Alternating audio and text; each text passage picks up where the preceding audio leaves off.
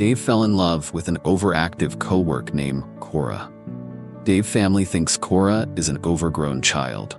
My question to you, have you ever had a family member to tell you who they think you should or shouldn't love? Leave a comment below. Let us know what you think. Cora Langston woke up with a violent jolt, her heart jackhammering inside her ribs like it was being chased by a swarm of bees. Her eyes blinked against the cruel betrayal of the morning sun, and a headache the size of Texas pounded at her temples. Sweat clung to her skin. The sheets beneath her were too soft, too expensive, definitely not the second-hand ones she owned. She sat up slowly, surveying the room. Marble floors, tall windows, bold accents sparkling everywhere. A sofa set that screamed, "I cost more than your car," sat across from a wall-sized flat screen. This was not her room. This wasn't even her tax bracket. Trying to move only reminded her how much her body hated her. She pressed her fingers against her temples, whispering, "Where am I?" Suddenly, tiny footsteps thundered closer. The door creaked open. Two little heads, a boy and a girl, peeked inside with gleeful grins. "Daddy, she woke up," they yelled like it was Christmas morning. From somewhere down the hall, a man's voice answered.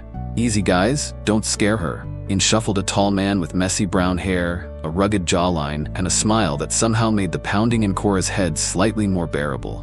His t-shirt read "Best Dad," and his mug said "None One Dad," self-proclaimed. He leaned casually against the doorframe, arms crossed. "Morning, Sleeping Beauty, or should I say, Champagne Warrior?" Cora squinted at him. "Dave?" Dave Marshall, office legend, single dad. The guy she bantered with at the water cooler but never dared flirt with, because guys like Dave didn't notice tornadoes like her. Except, he was definitely noticing her now. He strolled in, his voice teasing but warm. "You had quite the night. Thought it was safer to bring you here than let you do the walk of shame across town." Jess, age 6, energy level, nuclear reactor, bounced onto the bed and started braiding Cora's messy hair in what could only be described as chaotic art. Cal, 8 years old, practically an adult, he claimed, sat cross-legged on the carpet, watching her like she was a wild animal. "You drooled on Dad's leather seats," Cal announced proudly. Jess giggled. "And you sang Frozen songs in Spanish." Dave smirked, sitting at the foot of the bed. "You were very passionate." Cora groaned, burying her face in the pillow. "Kill me, now." She sipped coffee like it was the cure for death, while Jess and Cal argued about whether pancakes should be stacked 2 or 5 high. Dave hovered nearby, pretending to be casual, but in truth, he was watching everything.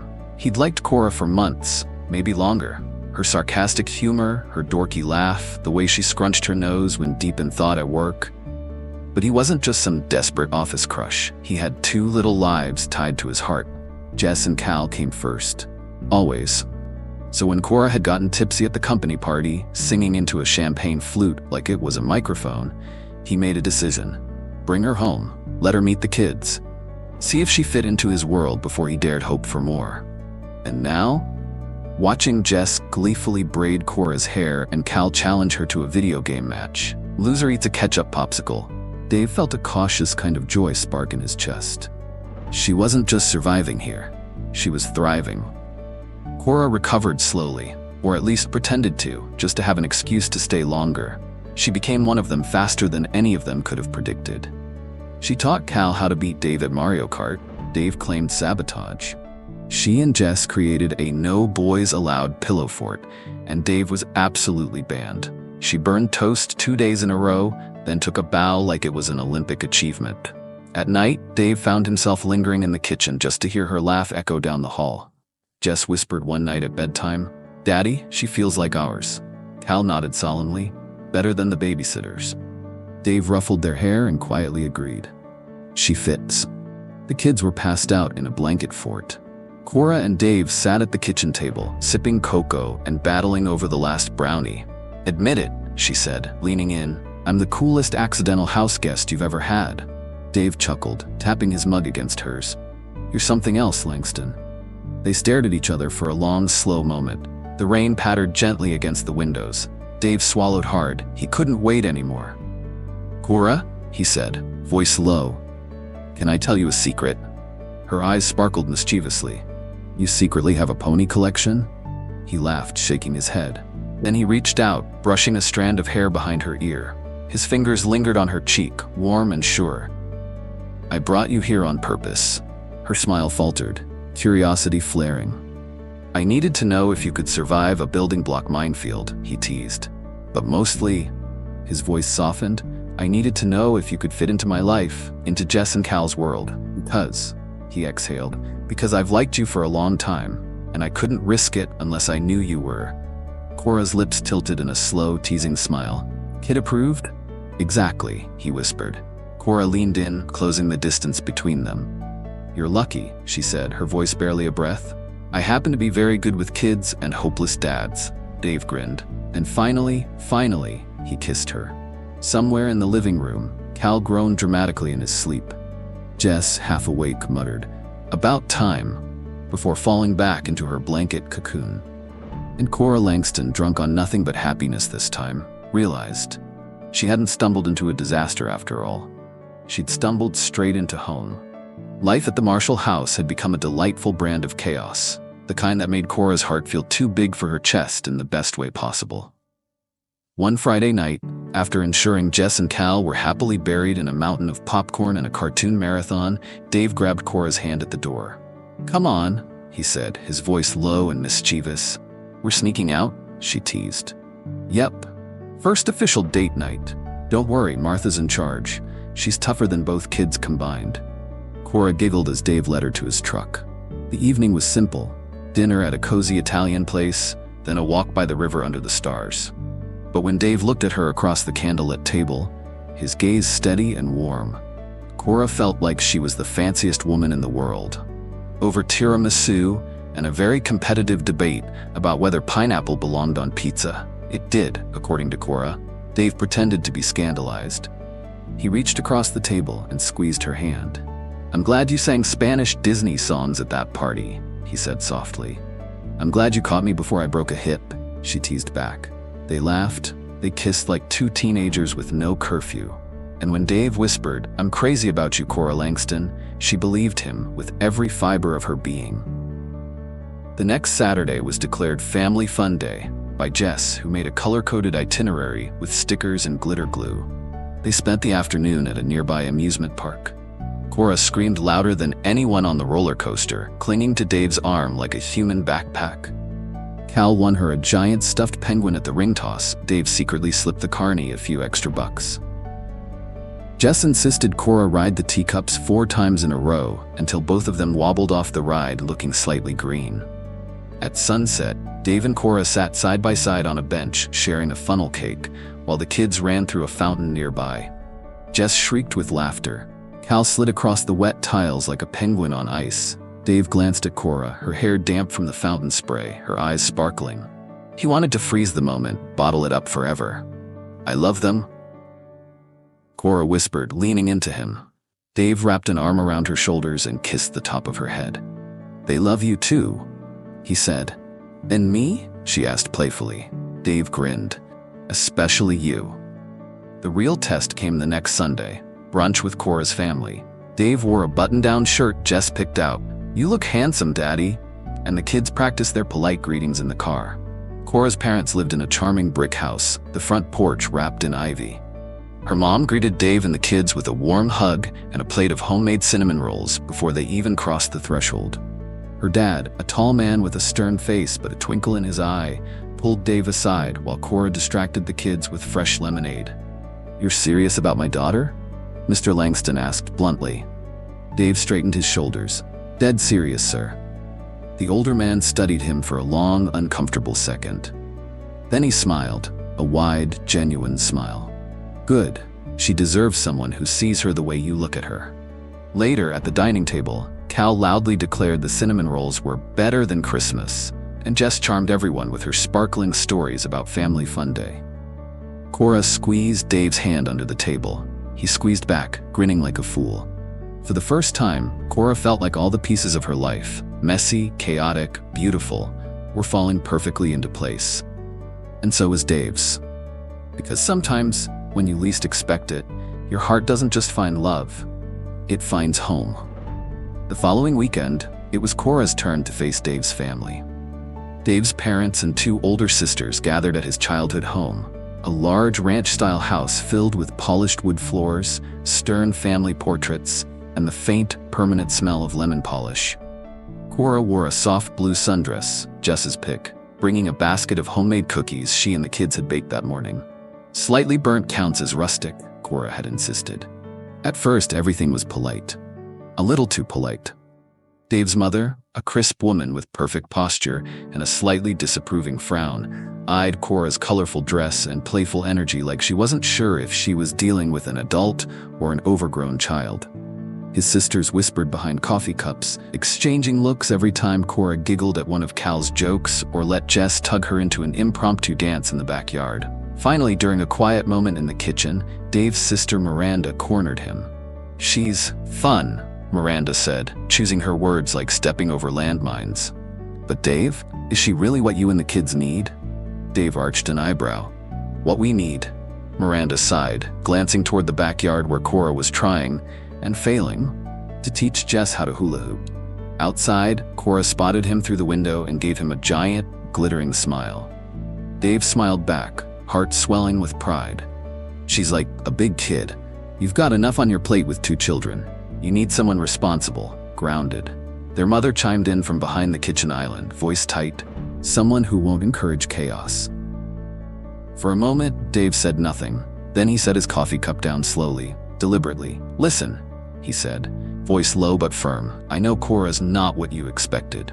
But you don't live in my house. You don't wake up to Jess laughing because Cora turned pancakes into dinosaur shapes. You don't see Cal actually smile while doing homework because Cora sits next to him and turns algebra into a game." He looked each of them in the eye. "I don't need your approval. And my kids, they adore her. So do I. She's exactly what we need," he said simply. "And if you can't see that, that's your loss, not ours." He left them standing there and walked outside, right back to his family. The real one he was building. Cora wasn't trying to eavesdrop. Really, she wasn't. She had just wandered into the house to wash her hands after losing a very dramatic hula hoop contest to Jess. The kitchen door had been cracked open, and she heard her name. She froze. "She's exactly what we need," Dave's voice said, firm and full of something that made her chest ache. "And if you can't see that, that's your loss, not ours." Cora blinked, a lump forming in her throat so fast she barely had time to react. He wasn't just defending her. He was choosing her. She hurried back outside, pretending like she hadn't heard a thing, wiping her hands on her skirt as if that could wipe away the sudden, messy flood of emotions inside her. Jess was running laps around Cal, who was dramatically pretending to faint from exhaustion, while Dave leaned against the porch rail, watching it all with a quiet smile. He pushed off the railing and crossed to her, hands sliding into the back pockets of his jeans. "Hey," he said softly. "Hey," she replied, a little breathless. They stood there for a beat, just drinking each other in. The late afternoon sun cast everything in gold, making Dave's messy brown hair look almost haloed. Cora bit her lip, trying to act casual, but her heart was thundering so loud she was sure he could hear it. "You okay?" he asked, searching her face. She nodded, blinking quickly. "Yeah, I just..." She hesitated, then took a shaky breath. "I heard a little of what you said inside." Dave's eyes widened slightly, but he didn't look embarrassed. He just smiled, this small, crooked, completely disarming smile. "And?" he asked. "And," she blinked up at him, feeling like the ground had disappeared under her feet in the best possible way. "You make me feel like I belong. Like I'm not too much or too little. Just enough." Dave's throat worked as he swallowed, his hands reaching for hers instinctively. "You're not just enough, Cora," he said, voice rough with feeling. "You're everything." She let out a soft, shaky laugh, squeezing his hands. Dave grinned and tugged her closer, wrapping his arms around her. "Good," he murmured into her hair, "because you've already ruined me for everyone else." And there, on the porch of his childhood home, surrounded by the echoes of doubts that no longer mattered, Cora knew this wasn't just love. This was home. Jess, watching from the grass, wrinkled her nose. "They're doing the gooey eyes thing again," she told Cal.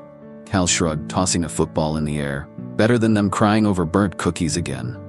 And somewhere between the laughter, the hugs, and the endless teasing, their story truly began. 1 year later, the backyard was a chaos of string lights, paper lanterns, flower crowns, and at least 3 folding chairs that had already tipped over thanks to Jess and Cal's epic game of tag. Cora stood barefoot on the grass in a simple white dress. Nothing fancy, nothing fussy, just her and a tiny bouquet of wildflowers that Jess had picked that morning, with very suspicious bits of dandelion and grass woven in. Dave waited under a homemade wooden arch that Cal and Dave had built together. Slightly crooked but perfect. The guest list was small. Just close friends, a few brave members of Dave's family who had definitely changed their tune about Cora after she organized a water balloon fight at Thanksgiving. Cora's parents, and of course, the kids, who insisted on being best man, maid of honor, and directors of fun. The ceremony was short, sweet, and full of the kind of laughter that only comes from 2 people who truly, fully get each other. When the officiant said, "You may now kiss the bride," Dave didn't wait a second. He dipped Cora low, Hollywood style, earning a loud whoop from Cal and a dramatic gagging sound from Jess. "I told you they'd do that gross movie kiss," Jess muttered, elbowing her brother. Cal nodded sagely. "Bet $5 he drops her." He did not. Dave, for all his okayest jokes, held her like she was the most precious thing in the world, because she was. Later that evening, barefoot and giddy, Cora twirled with Jess in the grass while Cal set off sparklers, shrieking like a tiny lunatic. Dave caught her around the waist, pulling her close as fireworks bloomed lazily in the sky above them. "Mrs. Marshall," he whispered against her ear. "Finally official." Cora smiled up at him, resting her forehead against his. "I liked being unofficial too," she teased. "You're stuck with me either way." "Good," Dave said, kissing her forehead. "Because there's no escape now. You're family. Forever." From across the yard, Jess's voice rang out. "Hey, you guys gonna come help us with the marshmallow contest or what?" Cal added, "Winner gets extra cake." Cora laughed, grabbing Dave's hand. "Come on, husband. I have a championship to win." He grinned wide, letting her pull him toward their messy, loud, joyful chaos. No ballroom, no limo, just fireflies, kids, laughter, and the kind of love that made every stumble, every awkward beginning, and every crazy detour completely worth it. And as Dave swung her hand in his and Cora shouted playful trash talk across the lawn, one thought filled his mind. They weren't just lucky, they were home. Forever. It all started one chaotic Saturday afternoon. The kind where the kitchen was covered in glitter, frosting, and a suspicious amount of silly string. Cora flopped onto the couch, still picking sprinkles out of her hair, and groaned dramatically. "There has got to be a way to turn this energy into profit," she muttered, staring at Jess and Cal, who were currently constructing a cake fort with dangerously leaning layers. Dave, standing nearby with his arms crossed and a smirk on his face, raised an eyebrow. "You saying you want to start charging people for chaos?" Cora sat up suddenly, her eyes going wide with a light bulb moment. "Yes, that's exactly what I'm saying." Jess perked up instantly. "Ooh, can we have a unicorn party?" Cal chimed in, covered in frosting. "And a laser tag party, with water balloons and slime," Dave snorted. "Maybe not all at once." But Cora was already pacing the room like a mad genius, waving her hands around excitedly. "Birthday parties, school festivals, family fun days. We plan it, we set it up, we run it, and we make sure kids have the time of their lives without their parents having to age 20 years in one afternoon." Jess clapped enthusiastically. "We could have themes, like dinosaurs, or superheroes," Cal nodded, "or giant inflatable obstacle courses." Dave leaned against the counter, watching his wife in awe. This woman could turn a trip to the grocery store into an adventure. Why not turn her energy into a real business? "I think you're onto something, Cora," he said, grinning.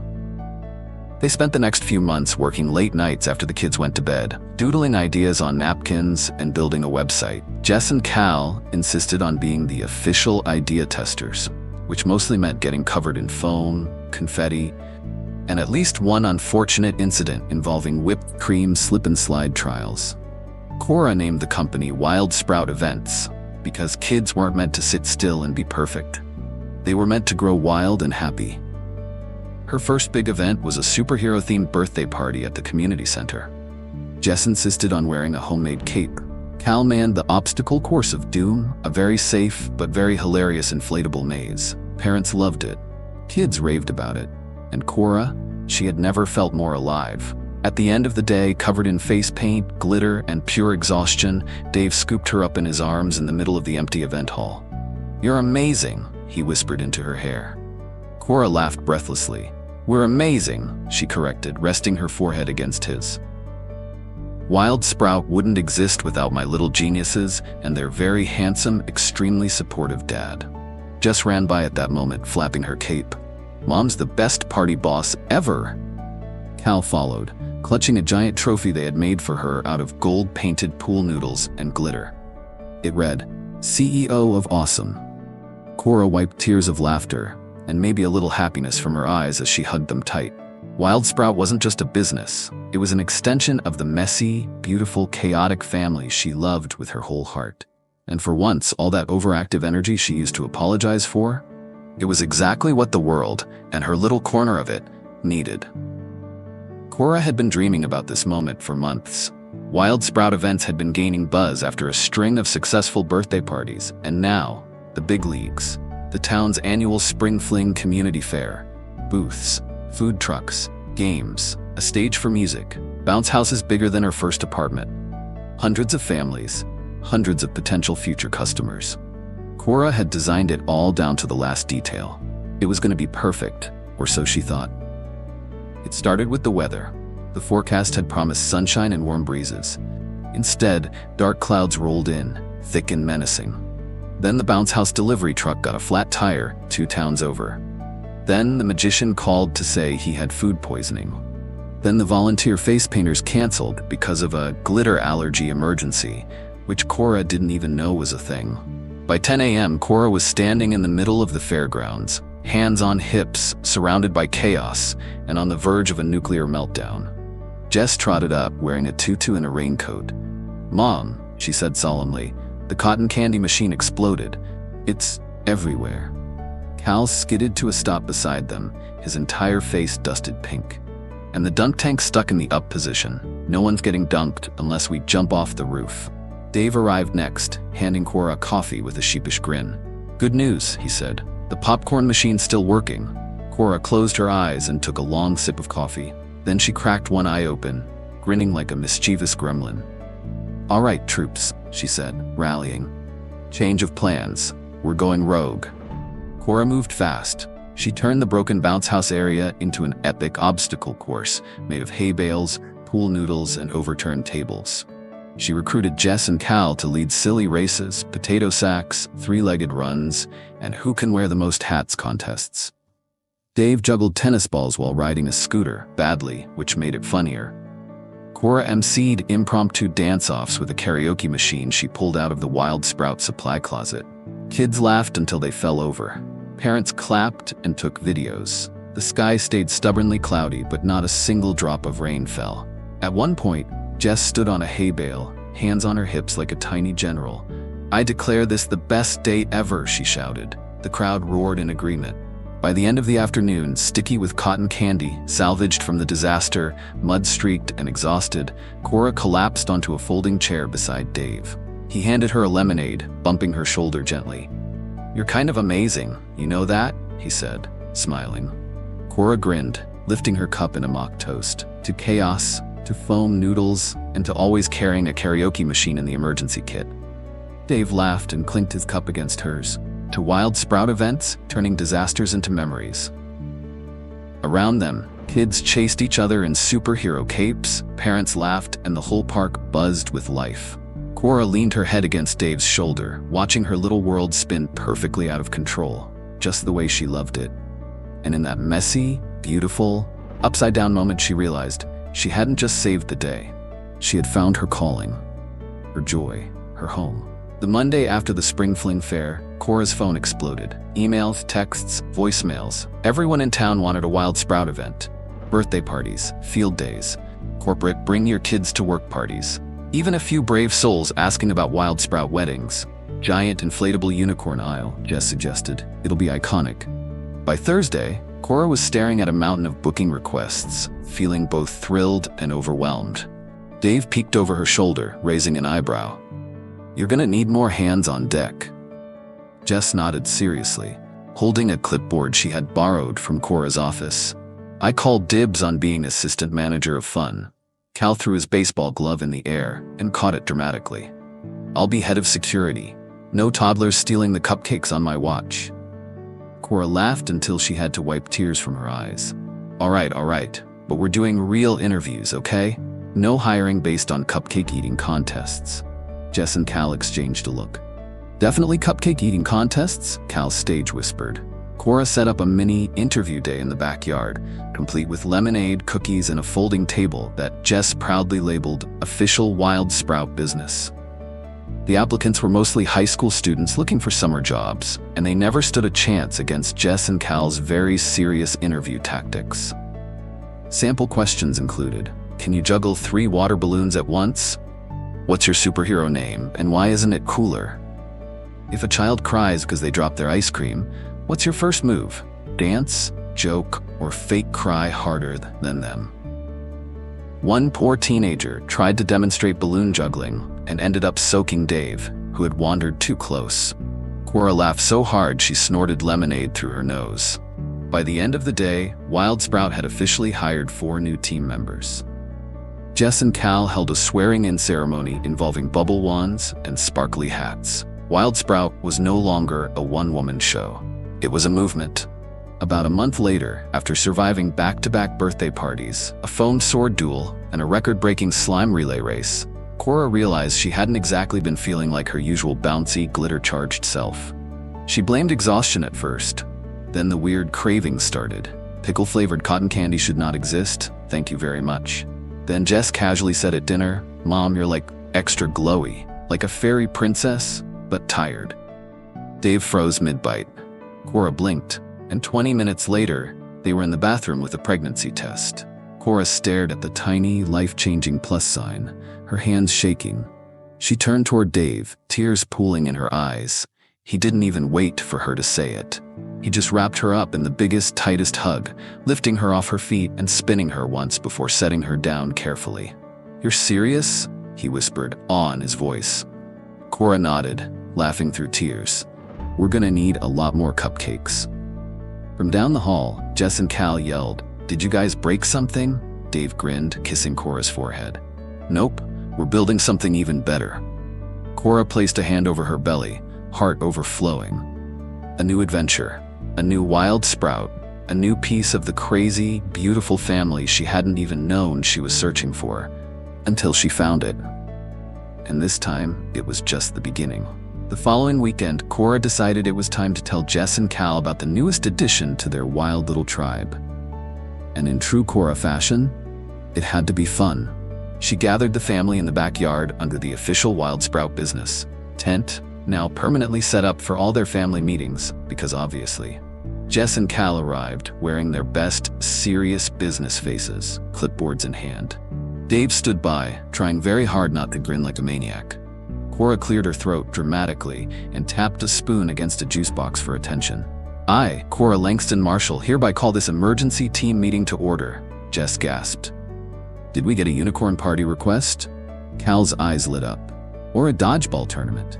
Please tell me it's dodgeball. Dave snorted. Better. Cora beamed and held up a giant poster board she had secretly made the night before. It read, New teammate arriving, spring. Complete with a stick figure drawing of a baby in a diaper wearing a Wild Sprout hat. For a second, there was silence. Jess's mouth dropped open. Cal squinted at the poster. Then they both shrieked so loudly that the neighbor's dog started barking. Jess launched herself into Cora's arms, hugging her around the middle. Cal started dancing around Dave in circles like a sugar-fueled tornado. We're gonna be big siblings, Jess shouted. I call teaching it how to make spaghetti, Cal yelled. Dave laughed, pulling them both into a group hug. Cora pressed a hand to her belly, feeling the new little sprout inside her. Surrounded by so much joy, it practically crackled in the air. Later that night, after the excitement had settled and Jess and Cal were busy making big sibling to-do lists, which mostly included build pillow fort and teach baby how to win races, Cora and Dave sat on the couch talking about the future. I think, Cora began hesitantly, it might be time for me to step back a little from Wild Sprout, at least for a while. Dave reached over and took her hand, rubbing soothing circles on her palm. You're doing the right thing, babe. Safety first. We've got a lot more forts to build together. Cora grinned, heart swelling. But I'm not leaving Wild Sprout, she added quickly. No way. I'm still the queen of fun. I'll just be remote command center for a bit, bossing people around via walkie-talkie and glitter bombs. Dave chuckled. Honestly, that sounds terrifying in the best way. They spent the next few weeks setting up new managers from their growing team. Jess insisted on interviewing them again, while Cora focused on gentle planning, creative ideas, and preparing for the next biggest adventure yet. She wasn't losing a piece of herself, she was expanding it. Wild Sprout wasn't just a business anymore. It was a family, and soon it would be one tiny, squirmy, gurgly Wild Sprout bigger. And Cora? She was ready. For all the chaos, all the joy, all the wild, beautiful mess ahead. Their greatest adventure was just beginning. The day their new baby brother arrived, the whole world seemed to slow down for Cora. One minute she was gripping Dave's hand so hard he swore he couldn't feel his fingers. The next, there he was. Tiny, perfect, loud enough to rival Cal's best victory yells. They named him Beckett James Marshall, Beck for short. Dave cried. Cora cried. Jess cried. Cal said he wasn't crying but was definitely sweating from his eyes. The hospital room felt too small for the size of their hearts that day. When Jess and Cal finally got to meet Beck, they tiptoed in with the seriousness of astronauts meeting an alien life form. Jess, wearing a Best Big Sister Ever t-shirt, peered into the bassinet and gasped. He's so small. Cal nodded wisely. Smaller than a football, less aerodynamic though. Cora laughed softly from the bed, cradling Beck against her chest. Dave sat beside her, an arm slung around her shoulders, just watching his whole world be perfect for a moment. By the time they got home, Jess and Cal were deep in strategic planning. They spread out blueprints on the living room floor, okay? They were actually coloring book pages, but technicalities. Cal pointing with a ruler, once he can walk, first mission, Pillow Fort Olympics. Jess scribbling furiously, then treasure hunt across the backyard. Obstacles include sprinklers and inflatable sharks. Cal grinned. Phase 3, ninja training camp. He's gonna be the fastest baby on the block. Dave leaned against the doorway, arms crossed, trying not to laugh. You two realize he won't be walking for a while, right? Jess shrugged. We're planning ahead. It's called strategic baby deployment, Dad. Beck gurgled from his baby swing, as if approving this madness. Cora watched them, her noisy, wild, completely perfect little army, and felt her heart stretch even bigger than she thought it could. That night, after the kids were asleep, and the house finally settled into the kind of soft, sleepy quiet that only comes after a day packed with way too much excitement, Cora and Dave sat together in the nursery. Beck slept soundly in the bassinet, a tiny fist curled up near his cheek. Dave pulled Cora close, resting his chin on her head. Think you'll survive being outnumbered by Wild Sprouts 3-2? He teased. Cora laughed softly, tracing Beck's little forehead with her fingertip. Not just survive, she whispered. Thrive. Their life was noisy, messy, a little chaotic, and sometimes filled with unexpected glitter explosions. But it was theirs, built from laughter, love, resilience, and a whole lot of imagination. Cora smiled into Dave's chest, feeling his heartbeat steady and sure against her ear. She had once been the girl who woke up in a strange house, lost and panicked. Now she was the woman who had created a home she never wanted to leave, and it was only just beginning. With Wild Sprout thriving, 3 incredible kids leading the charge, and Dave by her side, Cora knew one unshakable truth. She had found her forever adventure. And it was the greatest love story she never saw coming. The end. Hope you enjoyed listening to Green Tea Tales' story, our channel to grow with. Like, share, subscribe, and leave a comment. Thank you.